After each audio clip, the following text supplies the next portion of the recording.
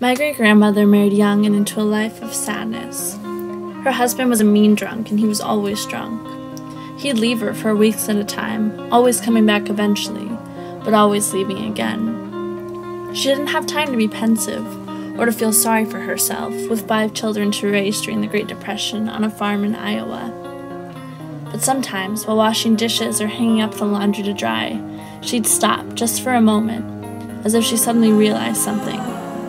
She'd pause to take in the acres of flat surrounding her, and think to herself how strange life is.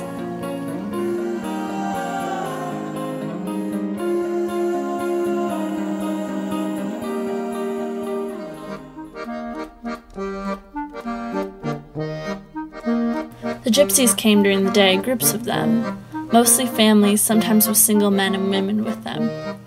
They had the weathered look of people who've known real hatred and real love, who've earned the wear of their skin and souls. They had an understanding ruthlessness that came from being born into a way of life, and from facing generations' worth of uninvited discrimination. Sometimes it was justified, sometimes they stole, sometimes they swindled, in different ways. They survived. She knew they would ask to stay on the farm for a few days or for a few weeks. When her husband was away, she let them. She liked the idea of having companions on the farm. Their presence in the field became a comfort to her.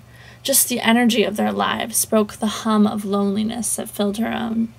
At night, after everyone went to bed, she would sit on the back step, eyes closed, soaking up the music they made in the distance.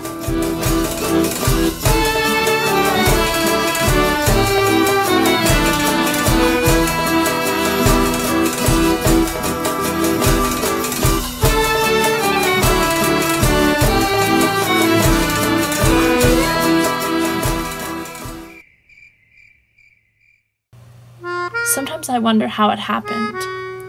Was it just once? Did she know him? Did she love him? Was it summertime? The dull lullaby of sleepy crickets enveloping them as she met the gypsy man in the night? Or did she invite him into her house during the day when her sons were out and her husband was gone? Did she offer him a glass of water? Did they talk? I imagined the full quiet of the house as I sat together in a sacred moment of stillness, the yelling of her husband and boys gone for just 1 hour, maybe 2. I wonder if she was nervous, or if she felt guilty. However it happened, she brought the gypsy blood into her life, into her descendants' lives. At that moment, it became a part of her, the sin and beauty of the act, creating a new life within her. At that moment, the gypsy blood met with my great-grandmother's and became one. At that very moment, 2 lives began another, an accident, a miracle. At that very instant, a new life became. Her DNA a mix of Iowa farm and traveling foreigner, of corn and nomads and music and hope and loneliness, all tangled up in those double helixes.